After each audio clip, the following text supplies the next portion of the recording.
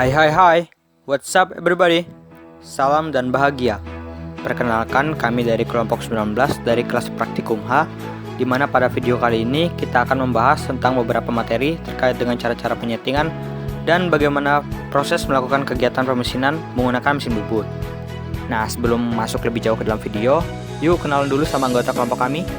Yang pertama ada Muhammad Gaus Azam, yang kedua ada Alif Nur Rahman, ketiga saya sendiri Afrianus Wangge, yang keempat ada Noval Bramistara, yang kelima ada Triwulandari, dan yang terakhir ada Rizal Rozaki. Nah, untuk materi pembahasan pertama, kita kali ini akan disampaikan oleh teman kita, yaitu Triwulandari. Selamat menyaksikan ya, dan jangan lupa tinggalkan like, komen, dan subscribe channel kami. Halo teman-teman, bersama saya Triwulandari. Pada pembahasan pertama ini, saya akan menjelaskan tentang bagaimana persiapan yang harus dilakukan sebelum melakukan proses pembubutan. Lalu apa saja sih hal-hal yang kita perlukan dan persiapkan? Yang pertama, mempersiapkan benda kerja, melakukan pengecekan benda kerja. Benda kerja yang akan kita gunakan adalah sebuah besi silinder berukuran panjang 170 mm dan diameter 50,8 mm. Yang nantinya akan kita proses menjadi 3 bagian, yaitu upper press, closing press, dan button press.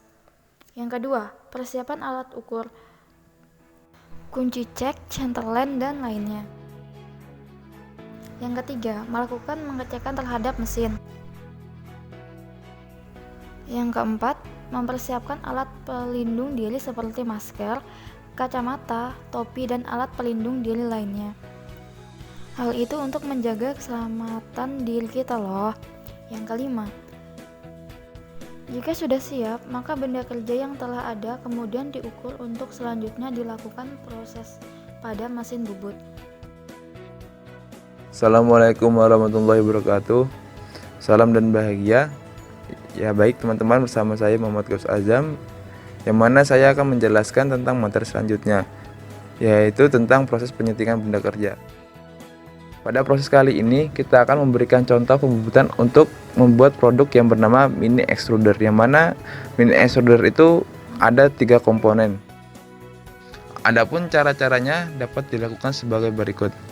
Yang pertama, masukkan dan putar kunci cekam pada masing-masing lubang penggerak rahang sehingga semua rahang berada pada garis indeks yang sama pada permukaan cekam. Yang kedua, masukkan benda kerja yang mana benda kerja itu masih berbentuk silindris ke dalam cekam. Sambil memegang benda kerja, putarlah kunci cekam sampai benda kerja dijepit oleh 3 rahang yang saling berhadapan. Dengan cara yang sama, gerakan rahang-rahang lainnya sehingga semua rahang menjepit benda kerja. Yang nomor 3, dengan berpedoman pada garis-garis indeks yang terdapat pada permukaan cekam, aturlah posisi rahang agar kedudukan benda kerja kira-kira berada di tengah-tengah cekam, tidak terlalu dalam dan tidak terlalu keluar benda kerjanya. Baik, perkenalkan, nama saya Noval Bramistara. Di slide ini saya akan menjelaskan tentang bagaimana proses penyetingan pahat sebelum melakukan proses permesinan. Yang pertama adalah jenis pahat yang akan kita gunakan antara lain adalah pahat dalam dan pahat alur. Kali ini kita akan melakukan penyetingan pahat untuk membuat part upper press. Pada pemrosesan pertama ini kita akan menggunakan jenis pahat luar. Adapun langkah-langkah yang harus dilakukan adalah: 1. Pasang mata pahat ke bagian cartridge, kemudian kencangkan baut yang ada. 2. Pasang pahat ke bagian toolbox pada bagian mesin bubut, kemudian posisikan sesuai dengan kebutuhan. 3. Pahat harus sejajar dan center. 4. Apabila dirasa sudah pas, maka proses dapat dilakukan. Kedalaman pemakaman yang dilakukan adalah maksimal sebesar 1 mm. Adapun proses yang dilakukan tahap ini adalah untuk membubut part upper press agar menjadi ukuran diameter 50 mm dan 30 mm. Penyetingan pahat yang kedua adalah penyetingan untuk membuat kerucut atau tirus pada ujung upper press. Adapun langkah-langkah yang harus dilakukan adalah: 1. Posisikan tool post dan pahat dengan posisi miring atau tirus sebesar 45 derajat. Hal ini dapat dilakukan dengan melihat skala yang ada pada tool post box. 2. Setelah posisi dirasa tepat, maka kencangkan lagi baut pengunci pada tool post. 3. Langkah selanjutnya adalah melakukan pembubutan. 4. Penyayatan dilakukan secara terus-menerus untuk menghasilkan bentuk tirus pada diameter 30 mm dengan sudut sebesar 90 derajat. Halo teman-teman, perkenalkan saya Rizal. Di sini saya akan menjelaskan tentang bagian-bagian dari material yang nantinya akan kita proses lebih lanjut lagi. Tadi sudah dijelaskan oleh teman kita Muhammad Gaus Azam di mana hasil dari pemrosesan tersebut akan menghasilkan dua part yang memiliki dimensi yang berbeda, dan di mana nantinya salah satu dari part tersebut akan kita proses kembali untuk menghasilkan part lainnya. Dan untuk part pertama yang akan kita bahas kali ini adalah part upper press. Upper press ini memiliki bentuk silinder dengan ujung yang mengerucut, di mana panjang total dari part ini adalah 73 mm, namun dengan diameter yang berbeda.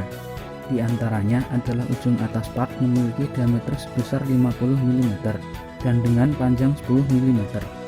Adapun sisa dari panjang tersebut adalah sebesar 63 mm dengan diameter 30 mm. Namun pada panjang silinder ini masih terdapat dimensi atau diameter yang berbeda. Dimensi tersebut adalah diameter alur dengan diameter 26 mm sepanjang 2 mm. Dimensi ini berada di pangkal silinder ukuran 30 mm. Dan pada ujung part ini terdapat dimensi yang berbentuk kerucut dengan kemiringan 45 derajat dari titik pusat. Untuk part selanjutnya yaitu housing press, di mana nantinya part ini akan menjadi wadah untuk part upper press dan bottom press. Part ini berbentuk silinder dengan lubang dalam yang berdiameter 30 mm dan diameter luar sebesar 50 mm. Part ini memiliki panjang 60 mm dan memiliki 4 lubang baut berdiameter tab M5 sedalam 12 mm di salah satu bagian dari part ini.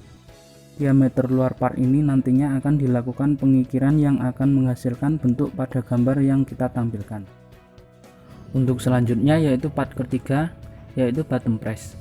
Part ini nantinya akan berada di posisi paling bawah dari kedua part yang saya sebutkan di atas tadi. Part ini memiliki panjang total 20 mm dengan diameter 50 mm sepanjang 10 mm, diameter 26 sepanjang 2 mm, dan diameter 30 mm sepanjang 8 mm. Part ini juga memiliki diameter dalam yang berukuran 8,5 mm dan kerucut bubu dalam dengan kemiringan sebesar 45 derajat dari titik pusat. Bersama Alif di sini, saya akan membahas tentang pengukuran benda kerja dengan menggunakan dial indikator.